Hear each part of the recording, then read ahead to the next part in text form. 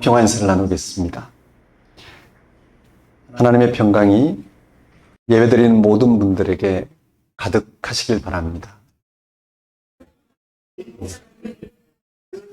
네, 서로 돌아보시면서.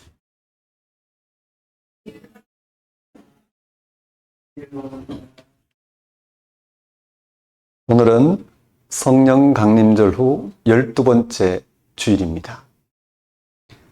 초기 기독교는 예수님에게서 하나님의 구원을 경험하였습니다.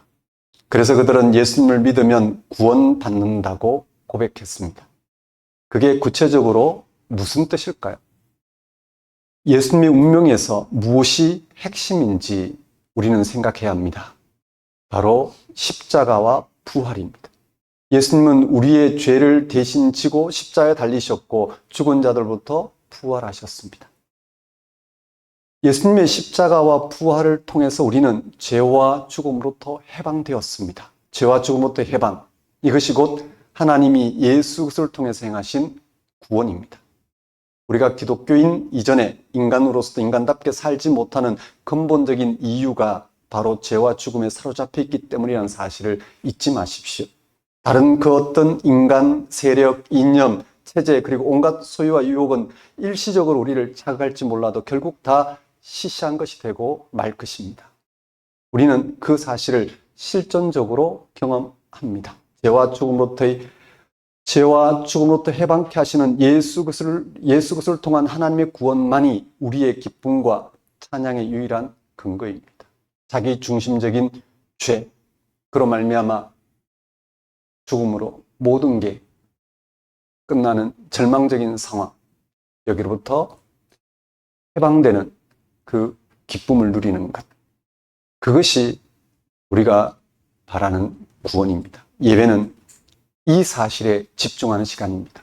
예수님을 통해서 인간이 왜 죽음으로 끝나는지, 죽음 이전에도 왜 육신의 삶에 집중하는 방식으로 자기 만족을 꿈꾸자 하는지, 그러나 그 만족이 결국 자신을 만족시킬 수 없다는 사실을 알면서도 왜 그런 열망으로 살아가는지, 여기에서 우리는 벗어나서 예수 안에서 하나님이 행하신 그 구원의 신비를 알아보고 그 기쁨을 누리고자 예수께 일어난 사건에 집중하는 시간이 예배입니다.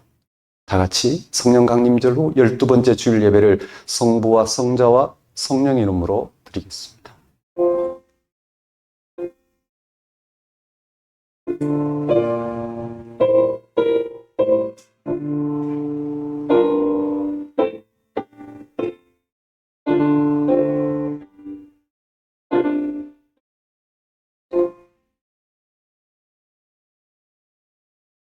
너희 안에 이 마음을 품어라. 곧 그리스도 예수의 마음이니 그는 근본 하나님의 본체시나 하나님과 동등됨을 취할 것으로 여기지 아니하시고 오히려 자기를 비워 종의 형체를 가지사 사람들과 같이 되셨고 사람의 모양으로 나타나사 자기를 낮추시고 죽기까지 복종하셨으니 곧 십자가에 죽으심이라.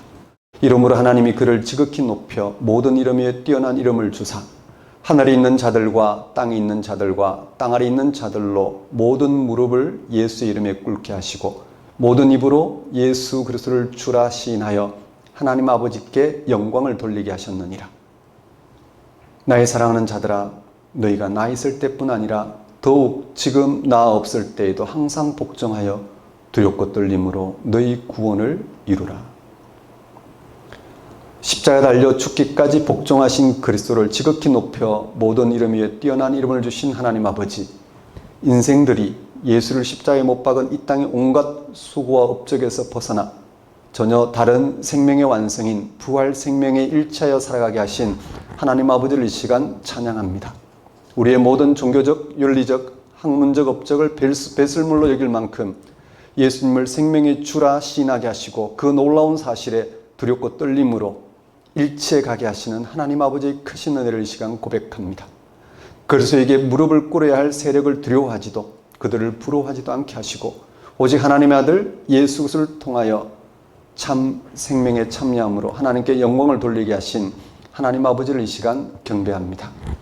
하나님 아버지, 이 시간 오직 하나님 한 분만을 찬양하며 하나님에게만 소망을 두고자 나온 우리의 예배를 받아주소서. 성령 강림 절기에 전적으로 하나님을 신뢰하고 순종한 결과 십자가 죽음을 당하신 예수님을 결국 부활 생명으로 승리하게 하신 하나님의 은혜를 맛보게 하시고 삶이 생명의 축제인 것을 깨닫게 하소서.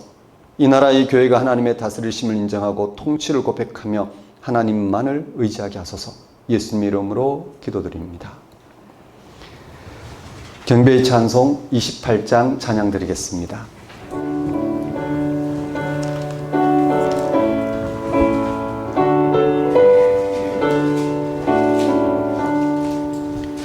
복의 근원 강림하사 찬송하게 하소서. 한량 없이 자비하심 증량할 길 없도다. 천사들의 찬송가를 내게 가르치소서. 구속하신 그 사랑을 항상 찬송합니다. 주의 크신 도움 받아 이때까지 왔으니 이와 같이 천국에도 이르기를 바라네. 하나님의 품을 떠나 죄에 빠진 우리를 예수 구원하시려고 보혈을 넣어주셨네. 주의 귀한 은혜 받고 일생 빚진 자 되네. 주의 은혜 사슬 되사 나를 주께 매소서. 우리 마음은 연약하여 범죄하기 쉬우니 하나님이 받으시고 천국인을 치소서. 아멘. 사도신경으로 신앙 고백하시겠습니다. 나는 전능하신 아버지 하나님 천지의 창조주를 믿습니다. 나는 그의 유일하신 아들 우리 주 예수 그리스도를 믿습니다. 그는 성령으로 잉태되어 동정녀 마리아에게서 나시고 본디오 빌라도에게 고난을 받아 십자가에 못 박혀 죽으시고 장사된 지 사흘 만에 죽은 자 가운데서 다시 살아나셨으며 하늘에 오르시어 전능하신 아버지 하나님 우편에 앉아 계시다가 거기로부터 살아있는 자와 죽은 자를 심판하러 오십니다. 나는 성령을 믿으며 거룩한 공교회와 성도의 교제와 죄를 용서받는 것과 몸의 부활과 영생을 믿습니다. 아멘. 이 시간은 참회의 시간입니다.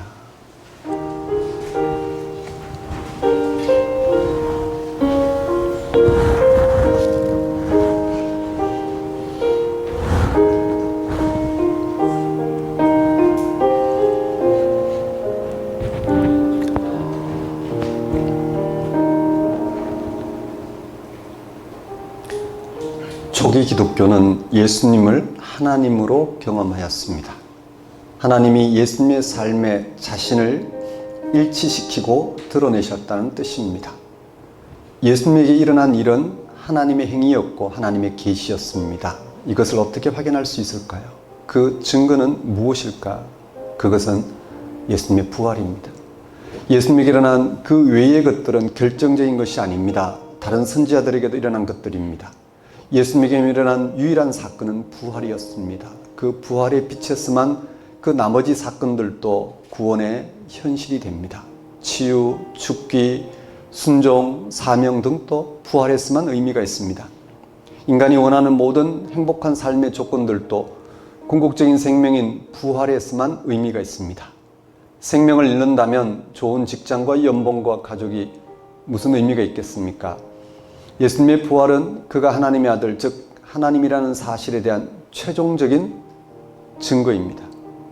우리는 예수님의 부활에 관한 이야기를 너무 자주 들었기 때문에 오히려 멀게 느낍니다. 예수님이 죽었다가 다시 살아났다는 신기한 소문 정도로 듣습니다. 조금 더 나아가면 죽었다가 다시 살게 될 것이라는 희망을 품습니다. 그런 정도로 생각해도 기특합니다. 문제는 부활이 우리의 삶과 깊숙이 연결되지 않는다는 사실입니다. 남의 이야기로 남거나 아니면 언젠가 부활할 거라는 막연한 느낌으로만 남습니다. 부활이 신앙의 중심에 자리하지 않았다는 뜻입니다. 그 말은 우리가 하나님과 실질적으로 연결되지 않았다는 뜻입니다. 우리는 왜 부활의 영성에, 즉 부활에 이르게 할 그 하나님에 대한 신뢰에 천착하지 못할까요? 예수님이 하나님이라는 이 엄청난 인식과 신앙의 토대가 부활이라는 사실을 진지하게 생각하지 않기 때문입니다. 예수님의 부활이 하나님과 연결되는 결정적인 사건이라는 것, 하나님을 하나님으로 알아봄으로써 하나님이 우리 가운데 하시고자 하는 일을 우리는 거절하지 않고 그것을 우리의 생명으로 받아들이게 된 사건이라는 것을 진지하게 생각하지 않기 때문입니다. 무슨 말인가요? 예수가 하나님이라는 사실에 대한 실질적인 믿음이 없다는 것입니다. 예수님이 하나님이라는 가르치면 두 가지 실질적인 믿음이 있습니다. 첫째, 이제 우리는 예수님으로 인해서 하나님을 이 역사 안에서 경험할 수 있게 되었습니다. 우리가 똑같이 인간적 실존에서 살았던 예수님이 바로 하나님이시기 때문입니다. 이제 우리는 하나님 멀리서 찾지 않습니다. 다른 데서 찾지 않습니다. 예수에게서 우리는 하나님을 우리는 찾습니다. 여기서 하나님은 절대 생명을 가리킵니다. 죽음을 이기게 하는 그 생명의 능력을 가리킵니다. 예수님이 없었다면 우리는 여전히 유대인들처럼 메시아를 기다리거나 헬라인들처럼 철학에 매달리거나 로마인들처럼 세계를 지배하려고 하는 소유욕에 매달렸을 것입니다. 둘째, 예수님이 하나님이라는 사실을 믿는다면 이제 우리는 예수님의 말씀과 행위와 그의 모든 운명에 일치하는 삶, 거기에 연합하는 삶을 살아야 합니다. 바울은 자신이 그리스도 안에 있고 그리스도가 자기 안에 있다고 말했습니다. 예수님과 일치했으면 우리는 죄와 죽음을 극복하고 참 생명으로 들어갈 수 있기 때문입니다. 예수님과 일치했으면 우리는 우리가 신뢰해야 될 하나님이 어떤 분이신지, 그 하나님이 우리 가운데 행하시고자 하는 그 구원과 생명이 어떤 차원인지를 우리는 알 수 있기 때문입니다. 이것을 너무 뻔한 이야기라 생각하지 마십시오. 예수님과 일치를 통한 참 생명은 말장난이 아닙니다. 기독교의 고유한 영성이자 고유한 삶의 능력입니다. 우리 그리스도인들은 예수님을 하나님으로 믿는 사람들입니다. 이 믿음에 일치할 때만이 우리의 미래가 보입니다. 아무리 염려해도 우리의 운명과 미래를 우리 뜻대로 바꿀 수 없습니다. 하나님만이 우리의 미래입니다. 하나님만이 죽음을 이기시는 유일한 분으로서 하나님의 생명을 우리에게 허락하실 우리의 미래입니다. 사랑하는 성도 여러분, 한 주간의 삶을 돌아보십시오. 여러분은 이 한 주간 어떻게 보내셨는지요? 하나님이 주신 이 생명의 신비를 혹 그저 육신의 삶의 염려로만 보내셨는지요? 육신의 삶에 국한한 그런 삶의 만족에 떨어지셨는지요? 우리는 예수 그리스도를 믿는 신앙인들입니다. 그 예수님에게서 하나님과 연결되었습니다. 그 하나님은 육신의 삶에만 관계하시는 분이 아니라 육신의 삶이 처한 죽음과도 관계하여 하나님과 영원한 방식으로 살아가도록 우리에게 구원, 생명을 베푸시는 분입니다. 이 시간 다시 한번 우리에게 이 신비로운 생명을 허락하신 하나님이 그 하나님과 함께하는 삶을 살게 하신 이 한 가지 사건에 우리의 삶을 맡기고 살아갈 수 있도록 회개와 간구를 드리도록 하십시다.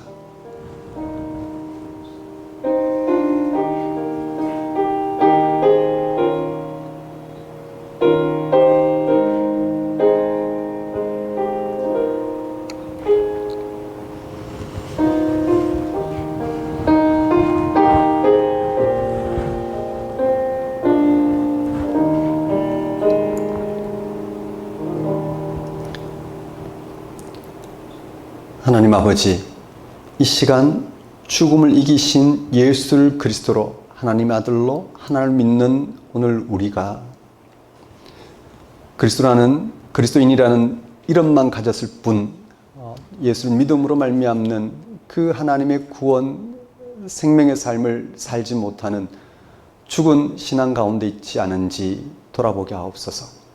우리는 그리스도라는 이름만 가졌을 뿐 실제로는 죽은 존재로 살아가는 이 어리석음에서 벗어나서 정말 그리스도인답게 죽음을 이기신 예수 그리스도 안에서 하나님과 연결된 삶을 살아갈 수 있도록, 그것이 이 인류에게 하나님이 허락하신 사랑의 약속임을 깊이 깨닫고 거기에 머물 수 있도록 인도하여 주옵소서. 예수님 이름으로 기도드립니다. 다 같이 영광송 2장 찬양 드리겠습니다.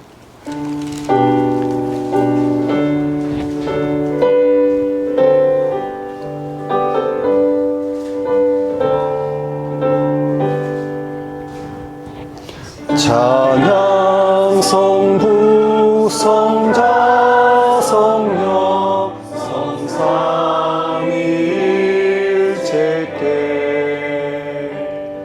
영원 무궁하기까지 영광을 돌리세. 영광을 돌리세.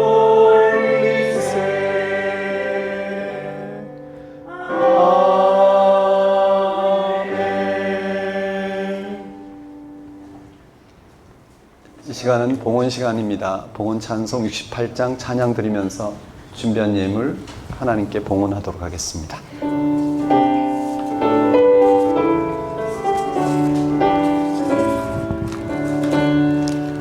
오 하나님 우리의 창조 주시니 내 주님께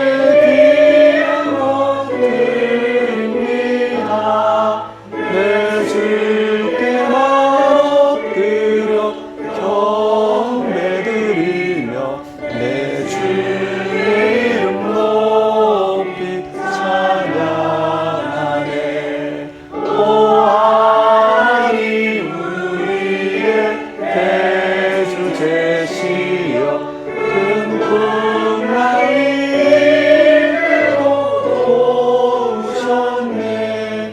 주님께서 우리를 구하셨으니 내 주의 이름 높이 찬양하네.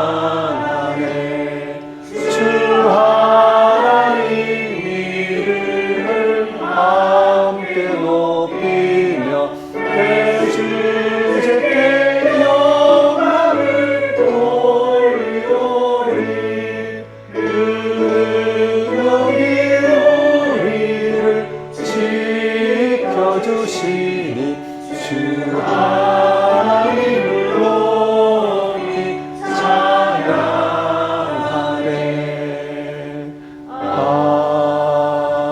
아멘.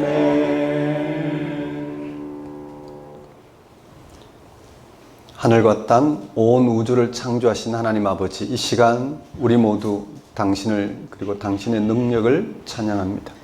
무로부터 모든 것을 있게 하시고 생명 있는 것들을 살아 움직이게 하셨습니다. 당신 외에 그 어떤 존재도 이런 일을 할 수 없으며 그 어느 누구도 이런 일을 상상할 수 없습니다. 당신은 우리 인간을 모든 피조물의 하나로 만드셨습니다. 특히 당신을 인식하고 믿고 찬양할 수 있게 하시고 모든 피조물과 형제로 살아가도록 우리에게 참된 영적 지평을 허락하셨습니다. 당신의 이 모든 계획과 결정과 실행이 우리와 온 세계를 위해서 최선임을 고백합니다. 예수님 안에서 이루신 당신의 구원 행위는 우리가 전혀 예측하지 못한 크고 놀라운 은총입니다. 매 순간 성령으로 우리와 함께 하시어 고난과 시련 가운데서도 기쁨으로 살아가도록 하셨습니다. 오늘도 삼위일체 하나님의 구원의 현실에 일치하여 살아가도록 이 예배의 자리로 불러주신 우리가 어찌 당신께 찬양과 영광을 돌리지 않을 수 있겠습니까? 이러한 하나님의 다스림 가운데 살아가게 하신 하나님의 크신 은혜를 이 시간 고백합니다.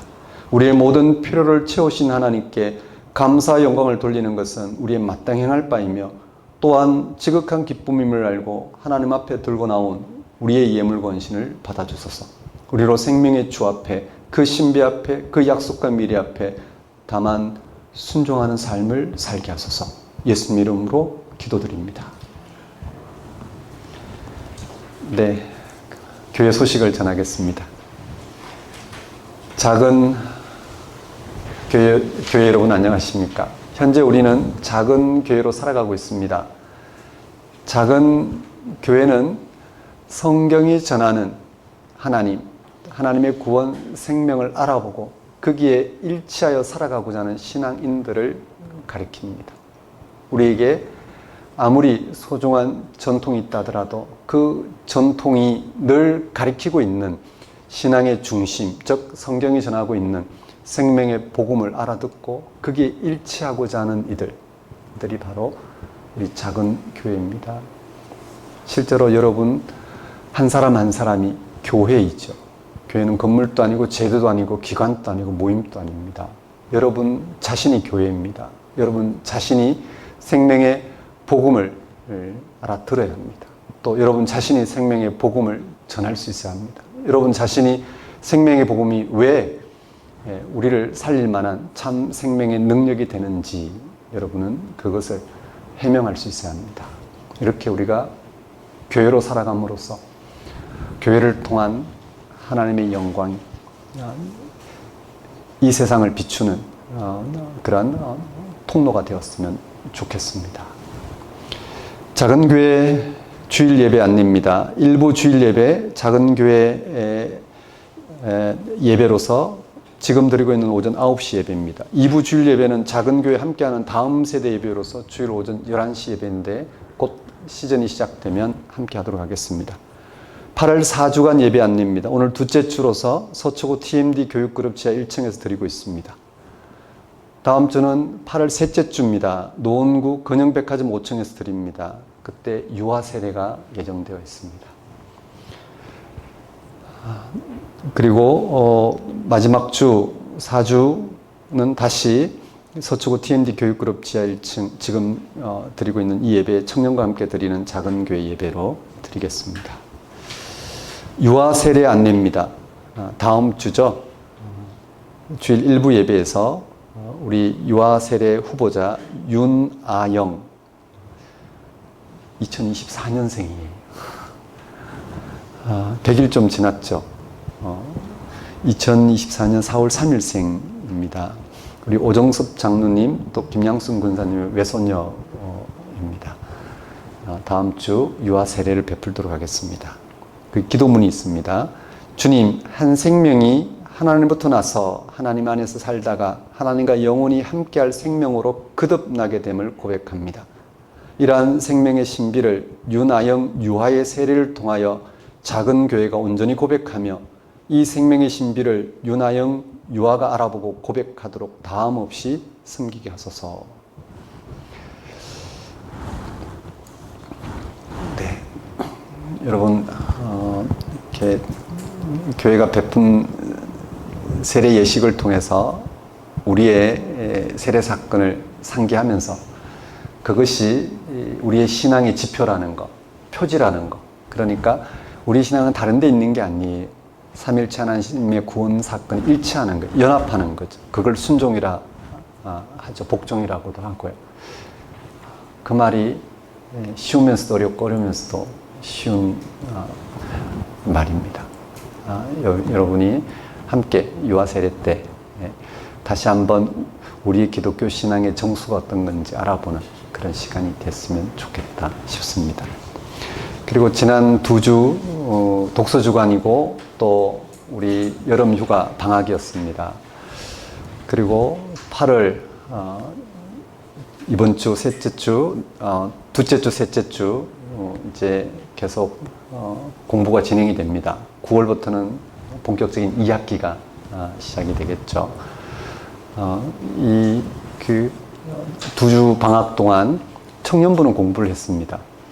청년부는 공부할 여건이 돼서 계속 공부를 했고 진도를 좀 빨리 나가서 또 조기에 또 마무리하도록 그렇게 예정이 되어 있습니다. 또 이런저런 이유로 정규 시간이 못 하시는 분들은 또 주중에 별도로 개인적으로 또 공부하기도 하고 이리저리 2주 동안 말씀에 집중할 수 있도록 그렇게 섬기는 시간이었습니다. 이제 이번 주부터 오늘 저녁부터죠.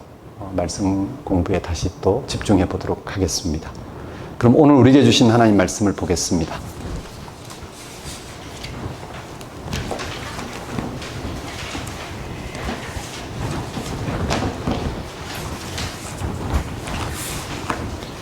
오늘 우리에게 주신 하나님 말씀은 빌립보서 3장 12절에서 16절까지 말씀입니다. 빌립보서 3장 12절에서 16절까지 말씀 제가 받들어 봉독하겠습니다. 내가 이미 얻었담도 아니요 온전히 이루었담도 아니라 오직 내가 그리스도 예수께 잡힌 바 된 그것을 잡으려고 달려가노라. 형제들아 나는 아직 내가 잡은 줄로 여기지 아니하고 오직 한 일, 즉 뒤에 있는 것은 잊어버리고 앞에 있는 것을 잡으려고 표대를 향하여 그리스도 예수 안에서 하나님이 위에서 부르신 부름의 사항을 위하여 달려가노라. 그러므로 누구든지 우리 온전히 이룬 자들은 이렇게 생각할지니 만일 어떤 일에 너희가 달리 생각하면 하나님이 이것도 너희에게 나타내시리라. 오직 우리가 어디까지 이르렀던지 그대로 행할 것이니라. 하나님 아버지, 이 시간 선포되는 말씀을 통하여 삼위일체 하나님의 구원의 역사에 더욱 분명한 방식으로 참여할 수 있도록 인도하여 주옵소서. 예수님 이름으로 기도드립니다. 오늘 설교 본문은 빌립보서 3장 12절에서 16절까지 말씀이고 제목은 어떻게 삶을 완성할 것인가 입니다. 오늘날 대부분의 사람은 삶의 완성을 향해 살아갑니다. 다소간의 차이가 있지만 사람들은 안정된 삶, 또 만족한 삶, 행복한 삶을 향해 열심히 노력합니다. 의식주를 비롯한 삶에 필요한 조건을 충분히 확보하는 것으로 안정된 삶을 바라는 사람이 있습니다. 자신의 재능이나 꿈을 성취하는 것으로 만족한 삶을 바라는 사람도 있습니다. 발전된 제도, 사회, 국가를 위해 헌신하는 것으로 인생의 보람을 누리는 사람도 있습니다.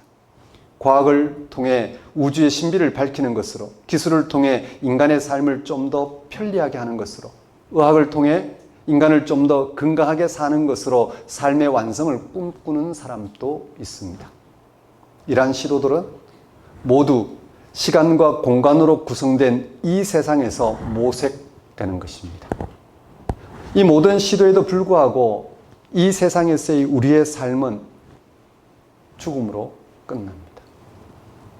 죽음이 극복되지 않은 한 이 세상에서의 삶은 완성될 수 없습니다. 그런데도 사람들이 이 세상에서의 삶의 완성을, 그런데도 사람들이 이 세상에서 삶의 완성을 모색하는 이유는 무엇일까요? 그게 자기 인생을 걸어두고 성공과 실패, 행복과 불행을, 만족과 불만족을 따지는 이유는 무엇일까요? 그것은 그들이 죽음을 뛰어넘는 다른 세계를 알지 못하기 때문입니다. 우리 기독교인들은 죽음을 뛰어넘는 생명에 대한, 즉 죽음을 벗어나는 생명을 알고 있습니다.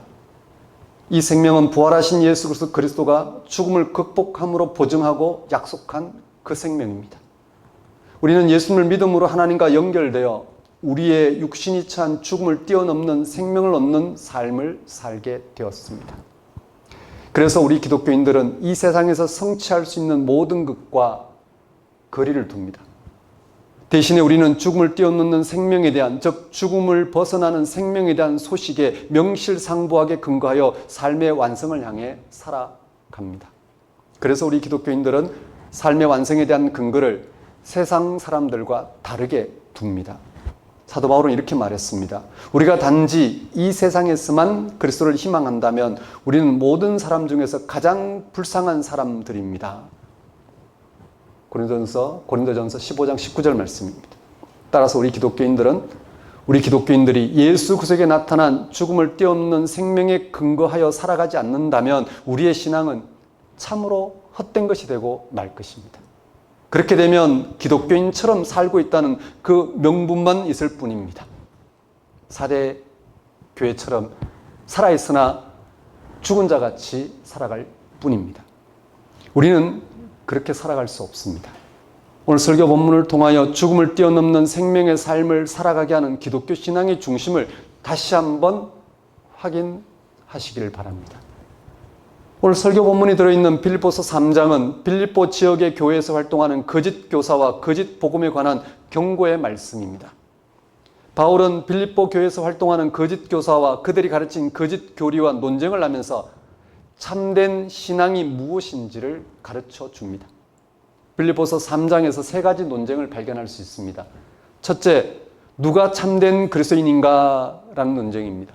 둘째, 참된 그리스도인은 어떻게 가능한가? 어떤 신앙인이 참된 그리스도인인가? 라는 말씀입니다. 셋째는 참된 그리스도인의 삶은 어떻게 완성되는가? 참된 그리스도인의 삶은 어떻게 완성되는가입니다. 오늘 본문은 이 셋째 논쟁에 관한 내용입니다. 거짓 교사들은 자신들이 이미 완전한 상태에 도달했다고 자랑할 뿐만 아니라 이미 구원받았다고 자랑할 뿐만 아니라 그것을 위해 필요한 행위들을 가르쳤습니다. 구원받은 자가 이렇게 저렇게 살아야 된다는 행위들을 가르쳤습니다. 이에 대하여 바울은 참된 그리스도인의 완전함은 어떠한가를 변증합니다. 모든 종교는 완전과 합의를 추구합니다. 완전과의 합의를 추구합니다. 이런저런 모습으로 절대의 세계, 완전의 세계에 도달하려고 애를 쓰는 게 바로 종교라고 할 수 있습니다. 많은 종교인이 고행이나 수행이나 경건 생활에 통달함으로써 얻어보려는 상태가 바로 그런 세계입니다. 예컨대 예수님 당시 세상에 속한 어둠의 자녀들과 달리 자신들을 빛의 자녀라고 생각한 유대교의 한 종파인 쿰란 공동체는 세상과 완전히 구별된 생활을 함으로써 완전해 보려고 노력했습니다. 빌립보 교회 안에서도 이렇게 완전을 주장하는 이들은 율법적인 완전에 사로잡혀 있던 율법주의자들이었습니다.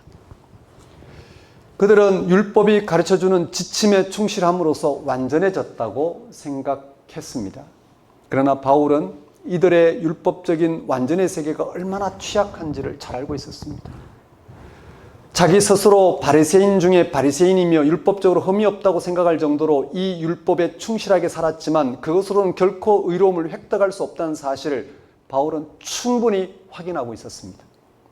인간이 율법적으로 완전할 수 없는 이유는 근본적으로 죄가 인간을 지배하기 때문인데 이는 곧 인간이 끊임없이 자기 자신에게 집중하고 있다는 이야기입니다. 생명은 선물인데 우리 모두는 100년 전에는 이 땅에 흔적도 없이 없었는데 근데 지금 태어나 살아간 이 삶을 가지고 우리는 세상을 판단하고 자기의 삶을 판단합니다. 인간이 율법적으로 완전할 수 없는 이유는 근본적으로 죄가 인간을 지배하기 때문인데 이는 곧 인간이 끊임없이 자기 자신에게 집중하고 있다는 의미입니다. 우리가 온 힘을 다해 애를 쓰다 보면 어느 정도의 윤리적이고 율법적인 성과를 거둘 수 있긴 합니다. 그러나 그의 의식은 여전히 자기 집착에서 벗어나지 못합니다. 복음서는 이런 바리새인들의 이중성이 예수님에 의해 적나라하게 노출되고 있습니다. 창세기에 기록된 대로 원 인류인 아담과 하와가 선악과를 취하게 된 근본 이유는 하나님처럼 완전하게 될 수 있다는 뱀의 유혹 때문이었습니다. 동생 아벨을 살해하고 동생이 어디 있느냐는 하나님의 물음 앞에서 내가 동생을 지키는 자입니까? 라고 반문한 가인은 그 한 인격체가 아니라 우리 인간 보편의 속성이라 말할 수 있습니다. 우리 현재 인간 댐데미를 잘 담아내고 있다 하겠습니다. 이처럼 죄는 인간을 총체적으로 지배하고 있기 때문에 자신을 완성해 보겠다는 시도는 근본적으로 불가능해 보입니다. 어떤 신학자는 자신 안에 가두는 자기 고집, 이것이 바로 죄라고 했습니다. 그의 생각에 따르면 자기 자신을 뛰어넘어 더 큰 창조적 힘, 생명의 힘에 자기를 맡기지 못하는 게 바로 죄입니다. 자기의 존재 근거에 자기의 존재를 맡기지 못하는 게 죄라는 말씀입니다. 또 다른 신학자들은 죄를 히브리스, 즉 교만이라고 했으며 또 자기 사랑이라고도 했습니다. 약간씩 다른 표현입니다만 죄는 결국 자기 집착, 자기 집중이라는 사실로 귀결됩니다. 이런 점에서 기독교에서 죄라고 할 때 실정법이나 도덕 규범의 차원이 아니라 존재의 차원입니다. 우리가 어디에 자신의 존재를 걸어두고 사는가에 따라서 달라진다는 말씀입니다. 따라서 회개는 도덕, 윤리 규범을 조금씩 선한 쪽으로 바꾸는 것에 머무는 게 아니라 삶의 자리를 온전히 하나님께로 돌리는 결단입니다. 역으로 하나님을 향해서 나아가지 않는 게 하나님을 믿지 않는, 즉 하나님을 향해서 나아가지 않는 게 곧 죄입니다. 하나님께 실제로 자기의 존재를 걸어두지 못하는 게 죄입니다. 이런 점에서 율법, 즉 종교적, 윤리적 인간 행위로 완전의 세계에 도달하려고 애를 쓰는 사람들이야말로 가장 어리석은 사람들이라고 밖에 말할 수 없습니다. 바울은 이런 점을 지적하고 있습니다. 다른 한편으로 신비적인 차원에서 완전을 생각하는 이들이 있습니다. 자신은 이미 예수 안에서 구원을 받은 사람으로서 그 어떤 죄 앞에서도 자유롭게 완전하다는 주장입니다. 율법주의자들이 율법에 의존적인 면에서 완전을 추구했다면 무율법주의자들로 불리는 이들은 율법을 초월함으로써 완전을 지향합니다. 말하자면 이들에게는 이미 영적으로 완전한 세계에 들어가 있으니까 육에 속한 모든 문제와는 아무 상관이 없다는 뜻입니다. 영지주의적 이원론에 근거한 이들의 주장은 보기에 따라서 매우 그럴듯하지만 사실은 율법적으로 완전해질 수 없다는 인간의 한계를 피해보기 위해서 시도하는 또 하나의 다른 완전을 향한 인간적 욕망의 발현이다 하겠습니다. 이런 욕망은 인간을 성화시키는 게 아니라 오히려 위선에 빠지게 하든지 아니면 자기의 현실을 부정하게 만듭니다. 이런 신앙을 추구하는 이들이 한국교회에서는 구원파라는 이름으로 활동하고 있습니다. 구원받았나? 구원에 대한 지식을 언급하면서 구원받은 확신만 있으면 그런 사람은 세상에서 어떻게 살아도 괜찮습니다. 세상에서 그가 행하는 것은 다 선이고 다 하나님의 뜻입니다. 물론 이들이 이단으로 단죄되긴 했습니다만 오늘날 정통교단 안에서도 정통교회 안에서도 이런 신앙을 추구하는 경향이 아주 농후합니다. 예수 믿는 사람들이 세상적으로 열심히 사는 것은 하나님의 뜻이라고 과감하게 주장합니다. 그것이 어떻게 하나님 뜻이 될 수 있는지, 하나님 뜻이 예수 안에서 어떻게 성취됐는지를 하림없이 그렇게 주장합니다. 다 구원파와 같은 아류입니다. 그렇다면 참된 그리스도인이 추구하는 완전함은 어떤 것일까? 바울은 본문 12절에서 다음과 같이 고백합니다. 내가 이미 얻었다 함도 아니요 온전히 이루었다 함도 아니라. 바울은 율법의 행위를 통하여 완전에 이루고자 하는 것과 구원받았다는 영적 지식으로 완전에 이르렀다고 확신하는 것을 부정합니다. 즉 율법적으로나 영적 지식으로 구원받았다라고 주장하는 이들의 주장을 완전 부정합니다. 그런 이들을 향하여 바울은 이미 얻었다 함도 아니요 온전히 이루었다 함도 아니라고 합니다. 이는 완전함에 이르는 것은 율법적인 행위나 영적인 지식 자체로는 불가능하고 그것이 근거하고 있는 예수 그리스도에 의해 2000년 전에 일어났고 종말에 완성되어야 하는 차원에서 완전해지는 것을 말합니다. 바울에게는 이런 긴장이 늘 있었습니다. 자기 안에 있는 또 하나의 다른 자아가 하나님의 뜻을 따르지 못하게 한다고 고백한 적도 있습니다. 본문에서도 그는 자신이 이미 성취하거나 완전해진 것이 아니라고 말합니다. 다만 그리스도 예수께 잡힌 바 된 그것을 잡으려고 달려간다고 했습니다. 12절 말씀을 다시 한번 보십시오. 그래서 예수께 잡힌 바 된 그것을 잡으려고 달려간다. 바울이 완전을 이루지 못한 이유는 어디에 있을까? 바울의 인간적인 노력이 소홀했기 때문일까? 그럴 수도 있습니다. 그러나 여기에는 좀 더 다른 문제가 해명되어야 합니다. 바울만큼 인간적인 노력을 기울인 사람은 없습니다. 그는 예수 그리스도를 위해서 모든 것을 포기했습니다. 자기가 성취했던 모든 것을 쓰레기로 여길 정도였습니다. 만약 바울의 저 정도의 노력으로도 이룰 수 없는 완전이라면 완전하지 못한 것에 대하여 무조건 책임을 물을 수는 없습니다. 근본적으로 불가능한 일을 이룰 수 없다고 해서 그 책임을 물을 수는 없는 것처럼 말입니다. 이런 점에서 바울이 아직 완전하지 못하다고 말한 것은 어떤 율법적 성취를 이루지 못했다거나 아니면 영적 지식이 부족했다는 뜻이 아닙니다. 그가 이루어야 될 궁극적 목표가 율법주의자들과 저 영지주의자들과의 그것과 달랐다는 뜻입니다. 그것은 곧 생명의 세계에 대한 신비를 가리킵니다. 그는 율법주의자들과 경쟁을 하려는 게 아니라 예수님을 통해서, 예수 그리스도를 통해서 새롭게 인식하게 된 어떤 궁극적인 현실성을 말하려는 것입니다. 그것이 곧 그가 이루어야 할, 더 정확히 말해서 자기에게 이루어지기를 바라는 궁극적인 목표였습니다. 영적 세계에 대한 인식이 달랐다는 말씀입니다. 즉 구원의 세계에 대한 인식이 달랐다는 말씀입니다. 그런데 그것은 율법을 완성시키는 것처럼 확실하게 보이는 것이 아니라 거울로 보는 것처럼 희미하여서 우리 손에 간단하게 잡히는 게 아닙니다. 완전한 헌신으로도 강철 같은 믿음으로도 손에 넣을 수 없는 세계입니다. 하나님을 손에 넣을 수 있는 사람은 어느 천지에도 없습니다. 흔히 말하는 율법주의자와 같이 자기 행위로 그것을 인정받을 수도 없습니다. 어떤 영적 지식처럼 그 영적 지식을 가진 자가 그것을 스스로 그것을 구현할 수 없는 것과 같습니다. 하나님을 안다는 것, 그를 만난다는 것, 하나님 나라에 참여한다는 것, 궁극적인 생명의 세계를 접한다는 것은 그렇게 간단한 문제가 아닙니다. 하나님은 세상의 비밀, 신비이기 때문입니다. 구약 성경에서도 하나님은 이스라엘 백성이나 예언자들이 예상하는 것과는 전혀 다른 방식으로 구원 사건을 일으키셨습니다. 오늘도 하나님은 은폐의 방식으로 이 세계에서 우리가 만나시기 때문에 우리가 그를 직접 만날 수는 없습니다. 하나님은 종말에 이르기까지 전체 역사로서 자기를 알리는 분이시기 때문에 종말이 아직 우리에게 오지 않은 상태에서 우리가 하나님을 온전히 안다고 할 수는 없습니다. 이 세계에서 작용하는 힘이 있고 그런 힘을 넘어 하나님이 오늘 우리 가운데 드러내고자 하는 그런 하나님의 고유한 그런 구원 사건이 있다는 말씀입니다. 다만 예수 그리스도에게서 특별히 그의 부활을 통해서 종말에 일어날 그 계시가 선취적으로 발생했다고 우리는 믿습니다. 그러나 예수 그리스도가 다시 오셔서 하나님 나라를 온전히 이루시기까지 하나님은 여전히 세상의 비밀, 신비입니다.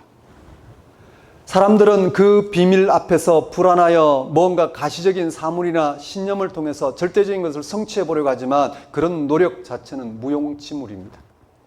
이렇게 놀라운 성과를 이룩한 자연과학도 역시 아주 작은 범주에서만 그 원리들을 설명할 뿐이지 생명의 근원과 미래에 대해서는 침묵을 지킬 수밖에 없습니다. 예컨대 인류가 달에 발을 디뎠다 하더라도 그것으로 생명의 근본이 약간이라도 달라진 게 있는지, 화성과 목성에 사람을 보내도 결과는 같습니다. 우리가 왜 죽는지, 죽음이 어떻게 극복되는지 모릅니다. 그걸로 밝힐 수가 없습니다. 우리의 첨단 유전공학이 우리의 미래를, 우리 인류의 미래를 영원히 보장할 수 있을까요? 그랬으면 좋겠다고 생각하고 접근하지만 아마 영원할 것입니다. 우리는 여전히 존재와 시간을 모르고 있습니다. 아무리 자연과학적 기술이 미지의 세계를 열어낸다 하더라도 왜 존재자는 있고 무는 없는지 모릅니다. 왜 누구는 지금 태어나고 누구는 아직 태어나지 않았는지 우리는 밝힐 겨를이 없습니다. 이 하나님의 은폐와 비밀 앞에서 우리 인간이 이룬 것은 이루지 못한 게 많다는 것을 확인해 줄 뿐입니다. 오히려 세상이 얼마나 비밀 가득한지 신비로운지 확인시켜 줄 뿐입니다. 이것은 정치, 경제, 과학, 종교에 이르기까지 모든 인간적 노력에 다 해당됩니다. 종말이 아직 이르지 않은 한 우리는 궁극적인 면에서 얻은 것도 없고 이룬 것도 없습니다. 이런 점에서 나는 아직 내가 잡은 줄로 여기지 아니한다는 바울의 고백은 오늘 우리의 삶에도 타당합니다. 그러나 바울은 자기의 무력감 속에 빠져서 자포자기하는 사람이 아니었습니다. 비록 이 세상과 그 생명의 궁극적인 실체가 아직 비밀에 쌓여 있지만 그런 분명한 삶의 목표를 아는 사람이었습니다. 그는 푯대를 잡으려고 달려간다는 말을 반복하고 있습니다. 13절, 14절 말씀 보십시오. 형제들아 나는 아직 내가 잡은 줄로 여기지 아니하고 오직 한 일, 즉 뒤에 있는 것은 잊어버리고 앞에 있는 것을 잡으려고 푯대를 향하여 그래서 예수 안에서 하나님이 위에서 부르신 부름의 상을 위하여 달려가노라. 그 푯대는 구체적으로 예수 그리스도이십니다. 예수 그리스도에게 잡힌 바 된 그것입니다. 그게 푯대를 향한 바울의 이렇게 푯대를 향한 바울의 자세는 뒤에 일은 잊어버리고 오직 앞에 놓여 있는 것만을 향해서 매진하는 것입니다. 그가 비록 율법주의자들과 투쟁하고 있지만 율법주의자들 못지않게 오히려 실질적인 면에서 그들보다 훨씬 구체적이고 도덕적이고 금욕적인 삶의 모습을 보여주었습니다. 그는 남을 구원하다가 자기가 멸망당하지 않기 위해서라도 더욱 열심히 자기 몸을 쳐 복종케 한다고까지 고백했습니다. 그러나 여기서 오해하면 곤란합니다. 바울이 다시 율법에 충실했다는 게 아닙니다. 율법과는 전혀 다른 차원에서 기독교적인 삶을, 그 경건 생활을 실천하게 되었단 말입니다. 바울이 잡으려는 표대는 결코 율법이나 경건이나 윤리적 실천이 아니라 예수 그리스도를 통한 생명의 세계, 부활의 세계였습니다. 그 하나만을 목표로 가진 사람이었기에 그 외의 것들은 사소하게 생각할 수밖에 없었습니다. 아무리 경건해도 그 경건은 아주 사소한 것이었습니다. 아무리 그가 복음에 집중한 그런 모범적인 삶을, 모범적인 신앙적 태도를 보였다 하더라도 그런 태도 자체는 아무것도 아니었습니다. 그는 결혼 문제도 그에게는 다급하지 않았으며 당연히 재산에 관한 관심을 가질 수도 없었습니다. 바울은 3장 7절에서 11절까지 말씀에서 이를 자세히 언급하고 있습니다. 본문 앞에 나오는 내용입니다. 7절부터 11절까지입니다. 그러나 무엇이든지 내게 유익하던 것을 내가 그리스도를 위하여 다 해로 여길 뿐더러 또한 모든 것을 해로 여김은 내 주 그리스도 예수를 아는 지식이 가장 고상하기 때문이라.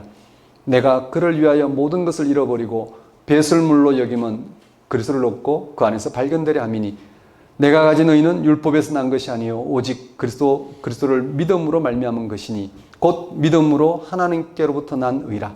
내가 그리스도와 그 부활의 권능과 그 고난의 참여함을 알고자 하여 그의 죽으심을 본받아 어떻게 쓰든지 죽은 자 가운데서 부활에 이르려 하노니.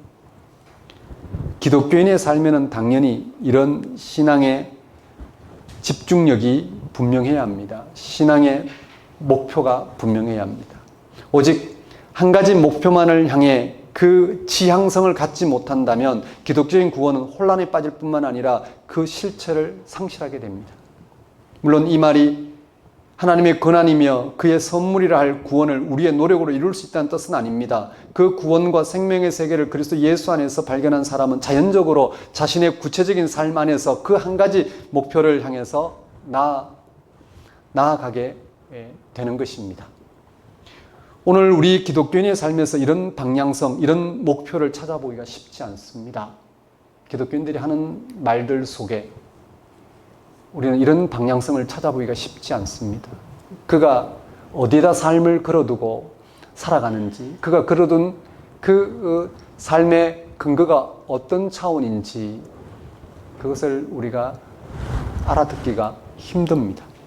세상 사람들이 필요로 하는 것을 똑같이 필요로 하고 그들이 만족해하는 것에 똑같이 만족해하면서 신앙생활을 합니다. 이들에게 기독교는 절대적인 의미가 있는 게 아니라 있어도 되고 없어도 되지만 있으면 더 좋은 교양 정도로 작용할 뿐입니다. 그런 사람들은 구원을 자동차 운전 합격증이나 영어 자격증 또는 극장 입장권 정도로 생각합니다. 외적인 증거로 구원의 확신을 삼으려고 합니다. 세례를 받았고 예배드리고 교회 봉사하고 교회에서 직분을 얻었다는 사실로 말입니다. 더 나아가 모태신앙과 기독교 가정에서 자랐다는 것만으로 기독교인임을 주장합니다. 그래서 그들은 자신들이 구원받았다는 사실을 확인하기 위해서 그런 외적인 일에 매진합니다. 한국교회의 과도한 열정들이 이런 현상입니다. 또 내적 증거로 자기의 구원의 확신에 빠집니다. 자기 내면에 구원받았다는 확신이 있다는 겁니다. 그런 확신은 계속되지 못합니다. 곧 불안해집니다. 그 불안을 극복하기 위해서 교회 봉사에 열을 내고 믿음의 확신을 갖게 해달라고 기도에 매달립니다. 물론 이런 교회 봉사와 경건 생활이 의미 없다는 게 아닙니다. 기독교 신앙은 냉소주의가 절대 아닙니다. 문제는 구원에 대한 확신을 강화하기 위해서 이런 일에 매진하는 것입니다. 이런 부분에서 극단적으로 치우친 이들이 구원파입니다. 이들은 계속해서 자신들이 구원받았다는 사실을 확인하는 데에 모든 영적 에너지를 투자합니다. 계속해서 수시로 갑자기 질문을 합니다. 구원의 확신이 있느냐? 목소리가 떨리든가 아니면 그런 확신에 찬 대답이 없으면 다시 시작합니다.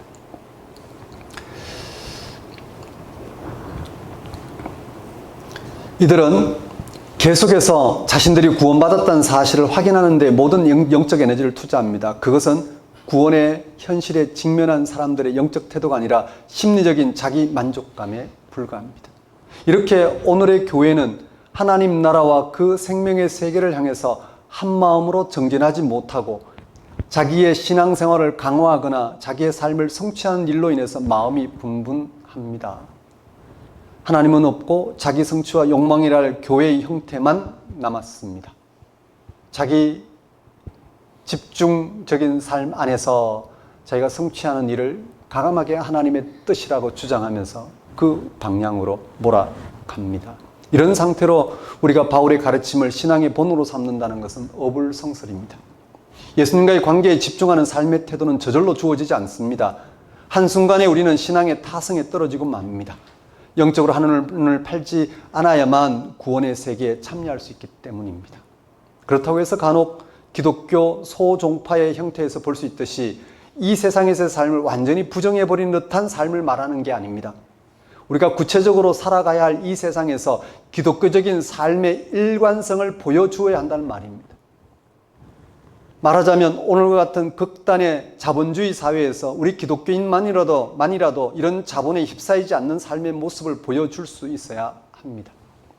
이 자리에서 모든 기독교인 삶의 방향성과 일관성을 구체적으로 제시할 수는 없습니다. 기독교인마다 처한 삶의 자리가 다양하기 때문이기도 하고 또한 모든 삶에서 세상과 대립하는 게 아니라는 점에서 본인들의 경우에 따라서 판단해야만 합니다. 다만 바울처럼 예수 그리스도를 통한 구원의 세계, 생명의 세계, 부활의 세계를 분명히 알아보고 굳게 붙드는 일은 결정적으로 중요합니다. 우리의 삶의 완성의 차원이 어디이고 어떻게 완성되는지를 분명하게 알아보고 붙드는 것이 중요하다는 말씀입니다. 그래야만 우리 기독교인의 삶에는 그런 생명의 세계를 향한 일관성이 드러나게 될 것입니다. 어떤 상황이든 어떠한 상황에서든 우리 기독교인의 삶의 일관성, 즉 생명의 세계를 향한 그 일관성이 드러나게 될 것입니다. 이것이 곧 하나님 나라의 완전과 이 현실의 불완전 사이에서 긴장하고 있는 기독교인이 유지해야 할 신앙의 태도입니다.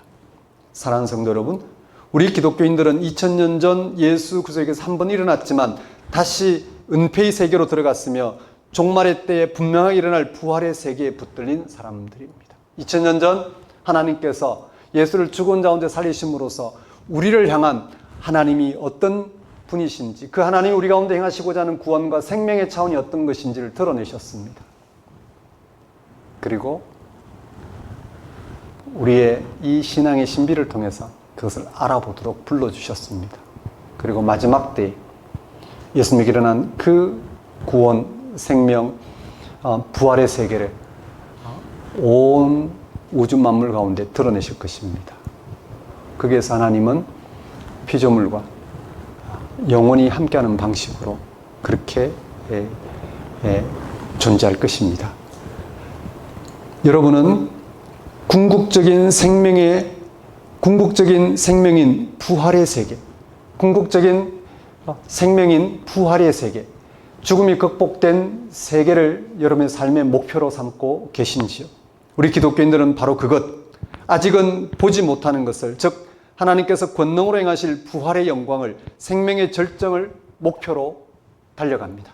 그 목표가 아직 완성되지 않았기 때문에 우리에게는 우리가 붙들린 영적 세계에 대한 집중력이 필요합니다.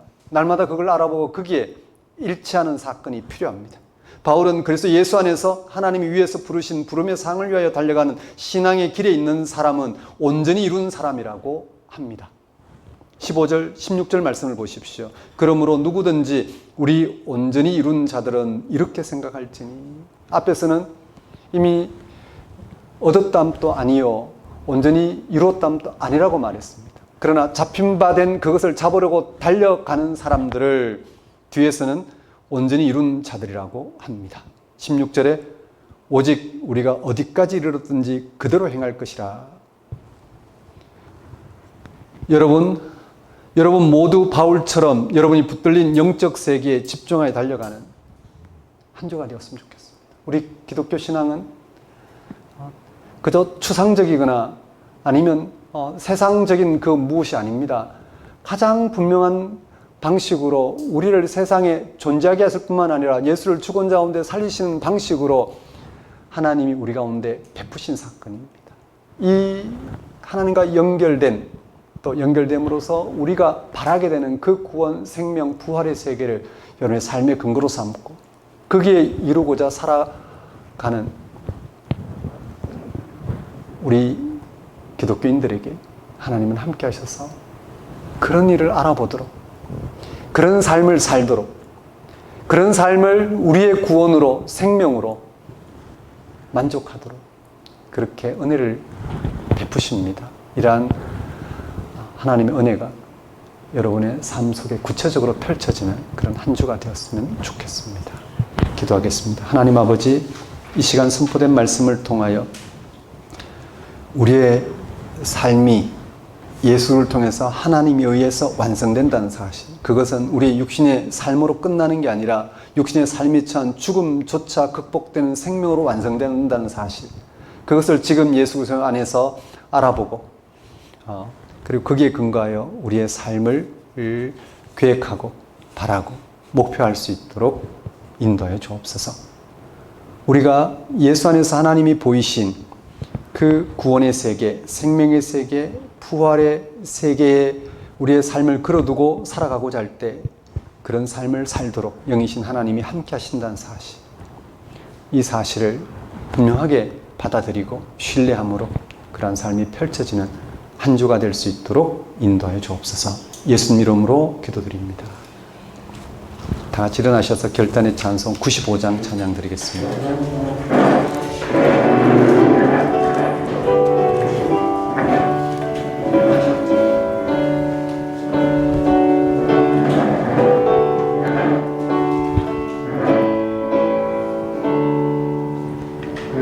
나의 기쁨 나의 소망 되시며 나의 생명이 되신 주 밤낮 불러서 찬송을 드려도 늘 아신 마음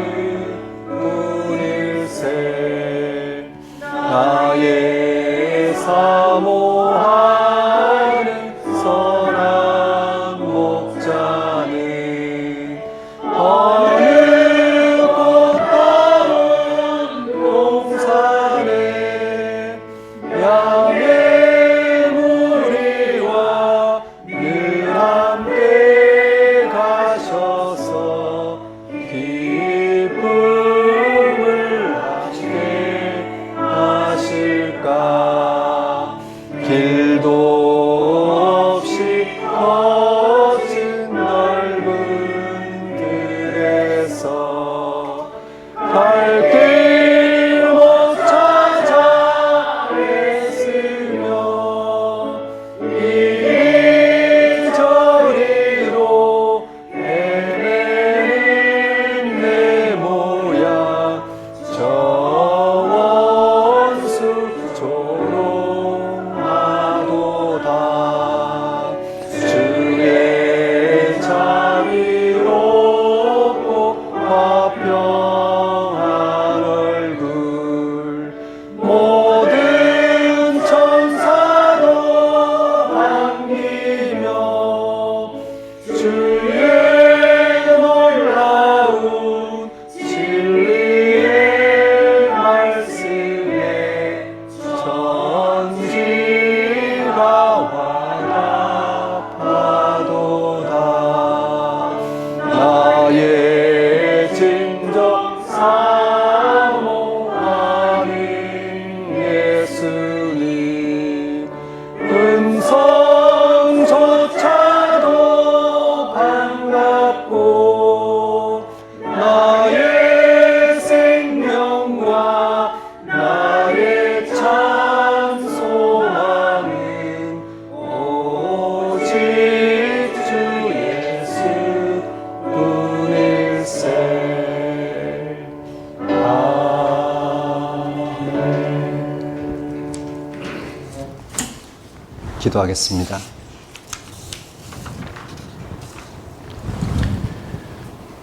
이제는 우리 주 예수 그리스도의 은혜와 하나님의 무한하신 사랑과 성령님의 교통하심이 2000년 전 예수 그리스도에게서 한 번 일어났고 종말의 때 분명하게 일어날 구원의 세계, 생명의 세계, 죽음을 뛰어넘는 부활의 세계에 붙들려 거기에 이르는 것을 삶의 완성으로 삼고 살아가고자 결단하는 모든 성도와 세상 모든 사람과 만물 위에 영원히 함께 하시기를 축원합니다.